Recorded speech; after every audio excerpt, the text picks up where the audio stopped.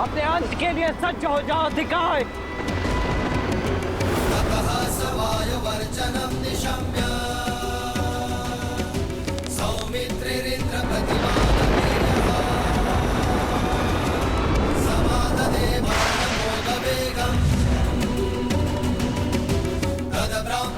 ब्रह्मास्त्र?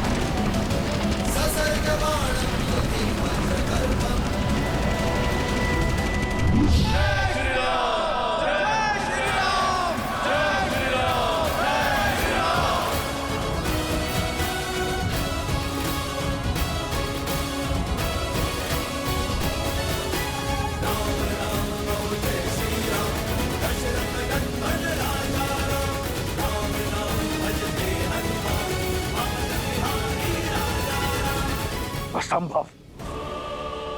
छल हुआ है मेरे साथ, मेरे पुत्र के साथ। वायुदेव, इस कर्म के अपराध के लिए सज रहना। राम, तुमने संहार के सारे मार्ग खोल दिए मेरे लिए। अब कोई नीति, कोई नियम नहीं होगा। होगा तो केवल महासंग्राम।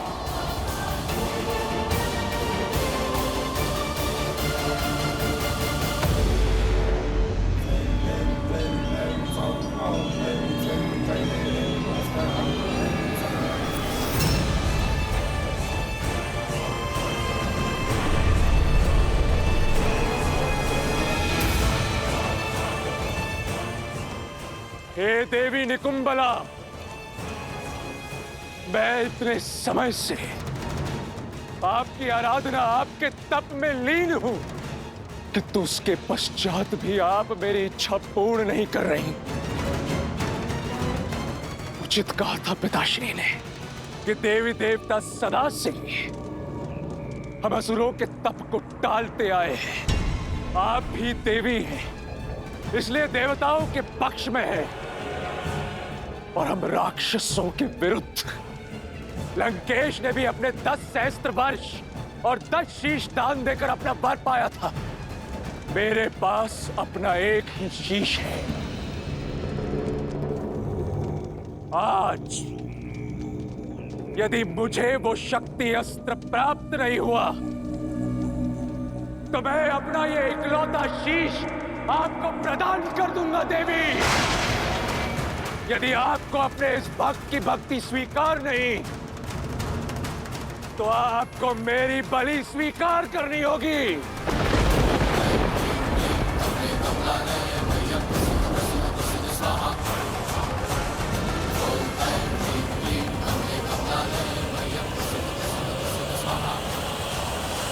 रुको इंद्रजीत।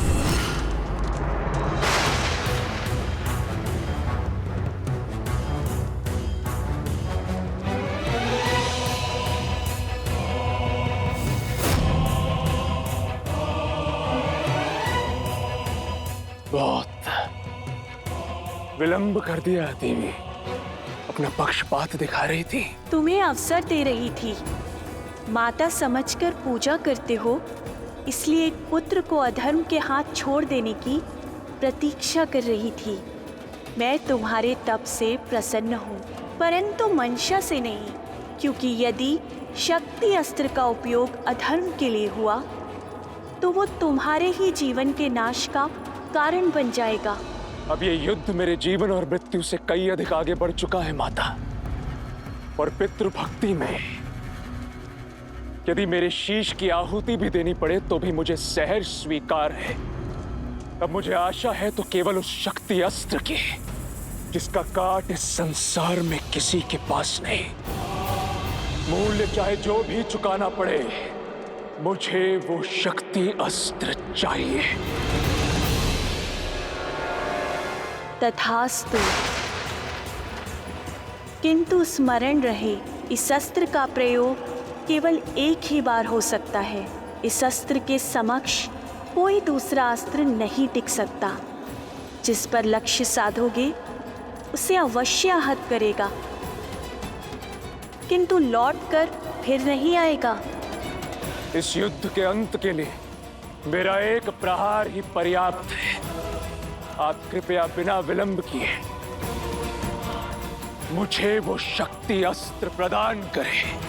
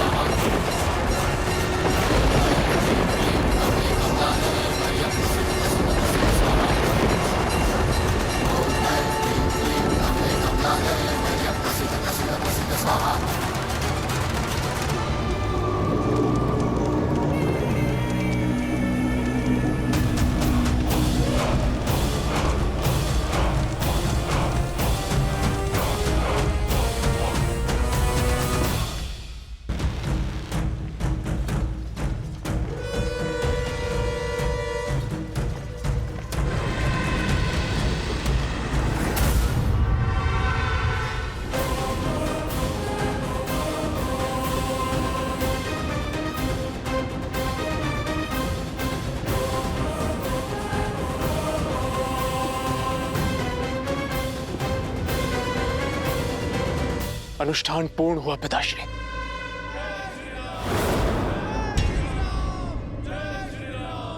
कि युद्ध भूमि में हमारे शत्रु का जय घोष। स्मरण रहे पुत्र, हमारे विरुद्ध षड्यंत्र दो ओर से हो रहा है। एक ओर देवता और दूसरी ओर लंका का भीरी विभीषण, जिसे लंका के हर वीर के संहार का रहस्य पता है। यही कारण है कि पहले मेरा कुंभकर्ण और अब आतिका है।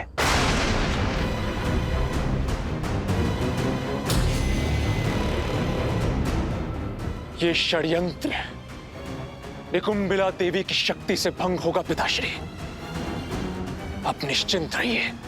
आपका ये पुत्र आपको वचन देता है कि कल सूर्यास्त से पूर्व इस युद्ध का अंत होगा, क्योंकि अब आपके इस मेघनाद के पास शक्ति अस्त्र का नाद है, राम के अंत का अस्त्र है। जाओ, जाकर प्रतिशोध लो, संहार कर दो उनका। मुझे तुमसे बहुत आशाएं हैं। उस वनवासी और उसकी मरकटों का अंत कर देना।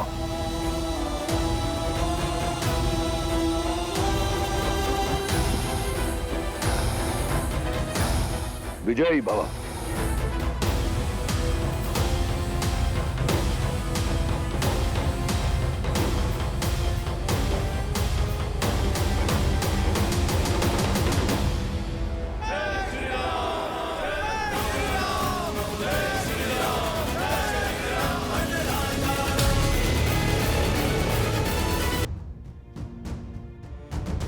भोर हो गया है।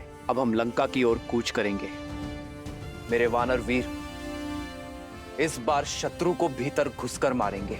क्षमा कीजिए प्रभु, भले ही हमने कुंभकर्ण और अतिकाय का अंत कर दिया, किंतु मेघनाथ अभी जीवित है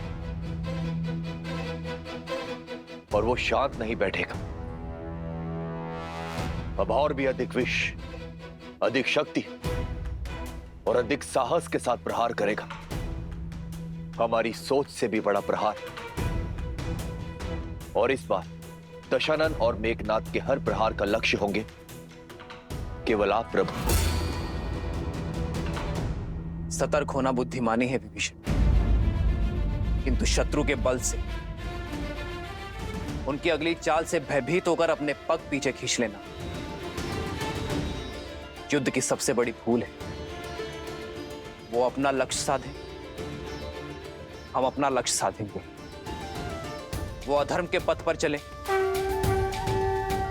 हम धर्म के पथ पर आगे बढ़ते रहेंगे।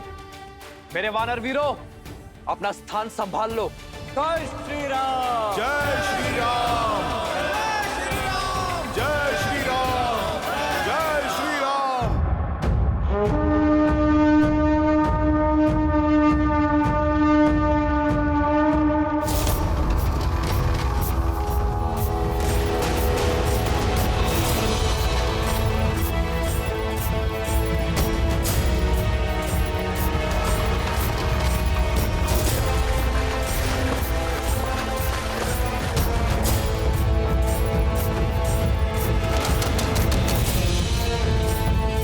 ये उनका कौन सा नया छल है विभीषण जी?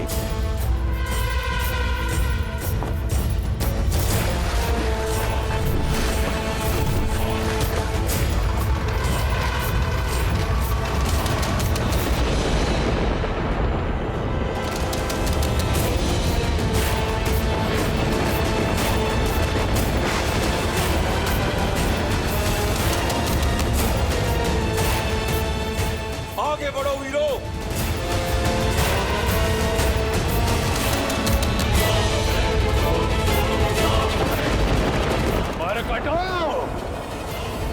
जिसके पीछे तुम युद्ध भूमि तक खिंचे चले आए, कहां छुपा बैठा है तुम्हारा वो प्रभु?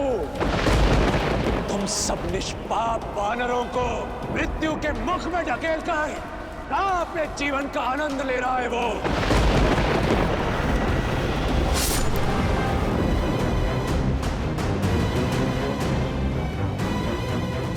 समुद्र मार्ग से आक्रमण?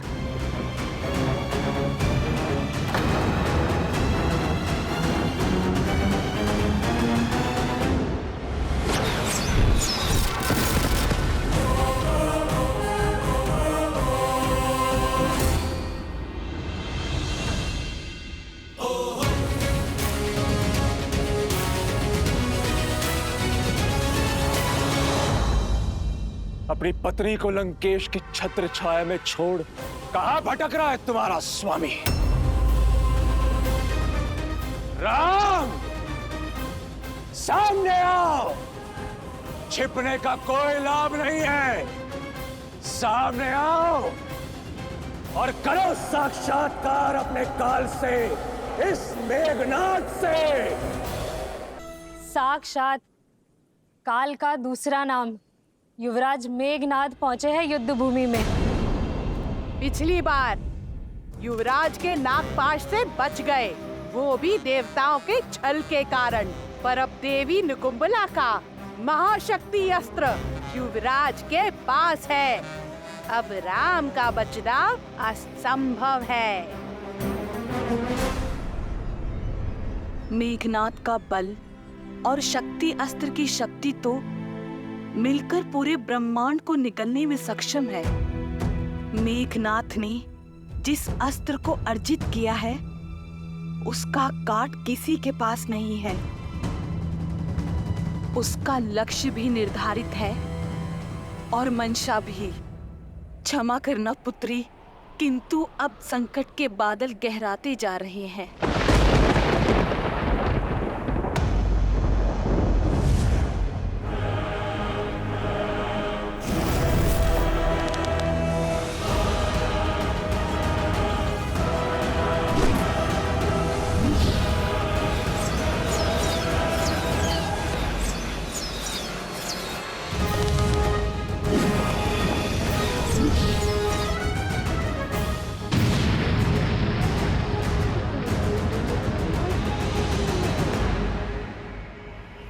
प्रभु श्री राम के इर्द गिर्द त्रिकोण व्यूह की रचना की जाए।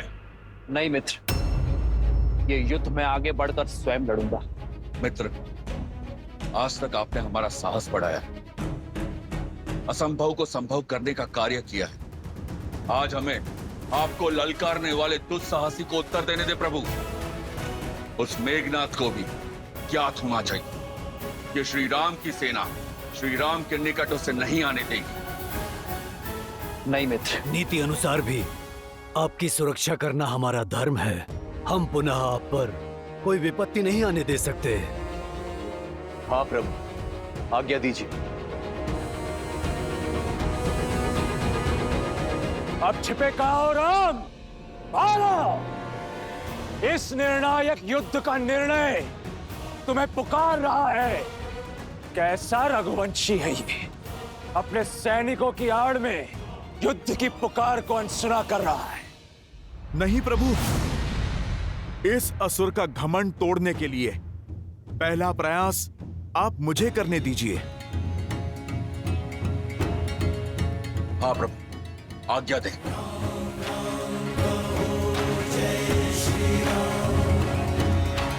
राम राम कहो जय श्री राम, दशरथ नंदन राजा राम।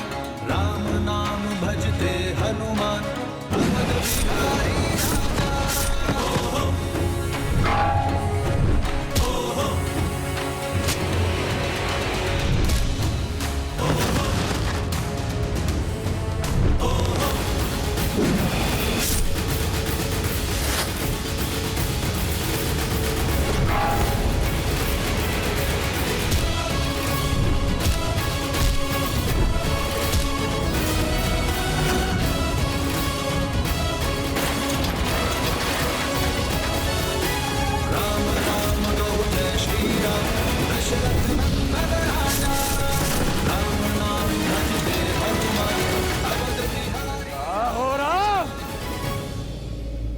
सामने आओ। जय श्री राम। मेघनाथ, भगवान तक पहुंचने से पहले तुम्हें इस भक्त का सामना करना होगा। मूर्ख वानर, आज मेरे समक्ष आकर बहुत बड़ी भूल कर दी तुमने। भूल तो हुई है मुझसे, जो पिछली बार मैंने तुम्हें जीवित छोड़ दिया। भूल गए? पिछली बार तुम्हारे समक्ष मैंने अपने नागपाश से तुम्हारे प्रभु को मृत्यु के निकट पहुंचाया था। आज तुम्हारे ही समक्ष मैं उस राम को मृत्यु तक पहुंचाऊंगा। जय श्री राम।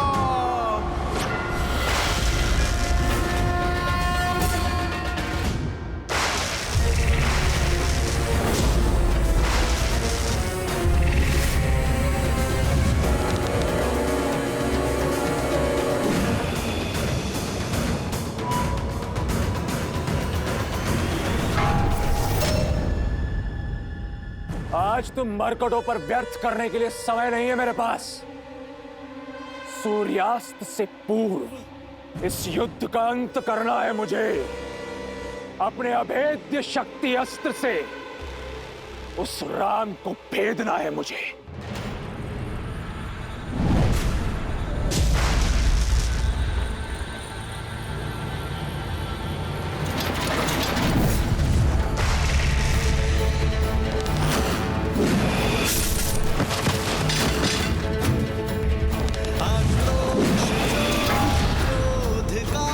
क्षण है प्रतिशोधिता, ललकार और पुकार का ये क्षण है।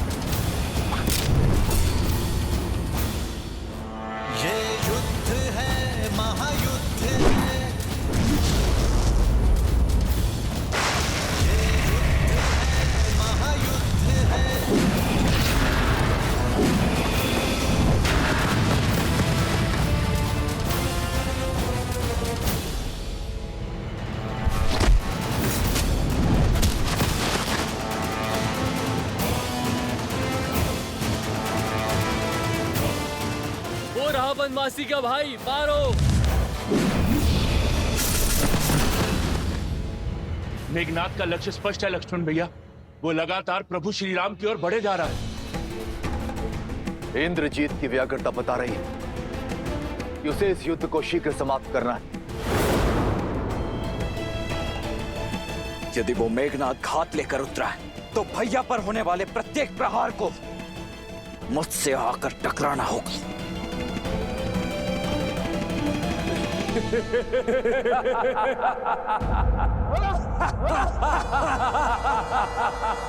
देखो राम, कितने अकेले हो तुम्हें अकेले ही अपने काल का सामना करना होगा। युद्ध से पहले परिणाम का उत्सव मनाना वीरता का प्रमाण नहीं है मेघनाथ। जिस प्रमाण और परिणाम की तुम बात कर रहे हो वो मुझे अपने नेत्रों से स्पष्ट दिख रहा है। वो तुम हो जो नियति से आंखें मूंद रहे हो।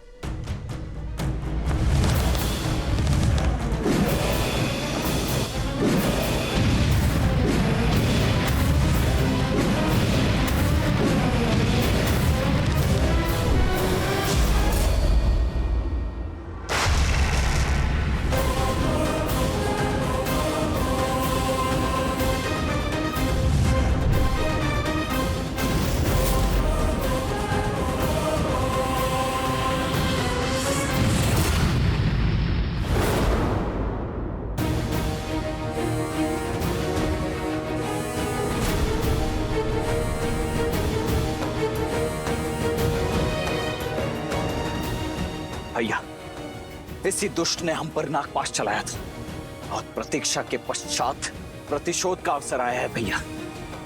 आशा करता हूं आप ये अवसर मुझसे नहीं छीनेंगे। प्रतिशोध ही तो लेने आया हूं मैं तुम वनवासियों से। तुमने मेरे अनुज अतिकाय को मारा और इस राम ने मेरे काका श्री कुंभकर्ण के प्राण लिए। आज तुम दोनों का वध करूंगा मैं। भैया, आपके इस सेवक को आपकी आज्ञा की प्रतीक्षा है। मेरी धमनियों में बहता हुआ रक्त इस दुष्ट को मृत्यु शैया पर लेटाने के लिए व्याकुल हुआ जा रहा है। अब शीघ्रता कीजिए, मुझे आदेश दीजिए भैया। ठीक है लक्ष्मण, किंतु युद्ध में बल से अधिक धैर्य भी महत्वपूर्ण होता है, स्मरण रखना।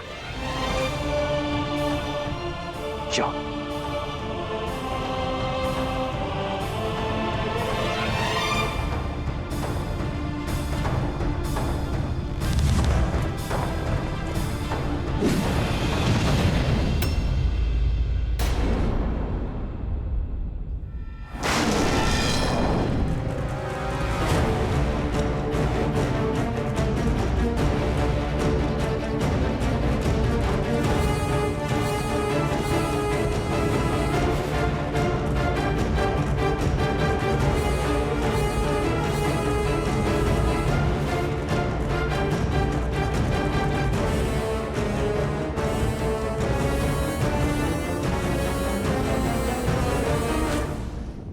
क्या लगता है तुम्हें लक्ष्मण, हम दोनों के मध्य आकर तुम अपने भ्राता श्री को बचा लोगे? यदि शौर्य से लड़े होते तो इसका उत्तर मेरे भैया ही दे देते तुम्हें, परंतु तुमने तो कायरता की पराकाष्ठा ही पार कर दी। यदि इतने ही भयभीत हो तो यहाँ युद्ध भूमि में क्या कर रहे हो तुम? ये छिपने छिपाने का खेल खेलने के लिए वहां लंका में कोई नहीं मिला। मेरे भैया एक गंभीर व्यक्तित्व के योद्धा हैं। वो बालकों के साथ क्रीड़ा करने में रुचि नहीं रखते हैं, किंतु उनका ये अनुज तुम्हें तुम्हारी क्रीड़ा का स्वाद अवश्य चखाएगा। आओ खिलाऊं तुम्हें खेल।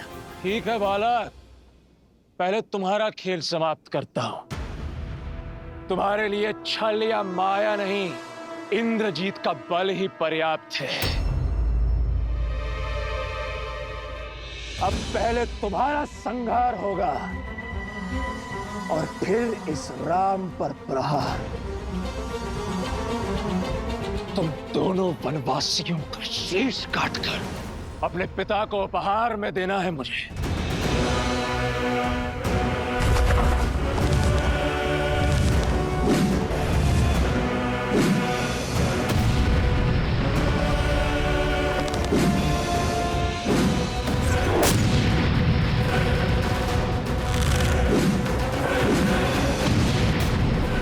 मेघनाद, तुम्हारे पिता को ऐसे तो अनेकों उपहार भेजे हैं हमने।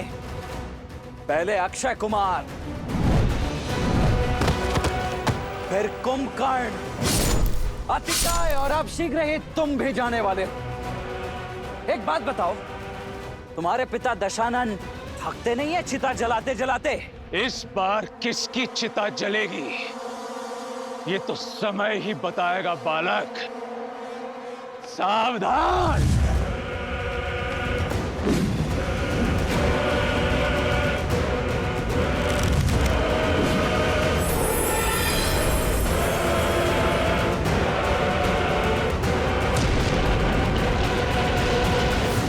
बस यही थी सर्वशक्तिशाली मेघनाद की शक्ति, अति बलशाली इंद्रजीत का बल। इसके तेवर दिखा रहे थे तुम मुझे। नाद केवल नाम में, प्रहार में ना शक्ति ना बल। ऐसे प्रहार करोगे तुम मेरे भैया पर?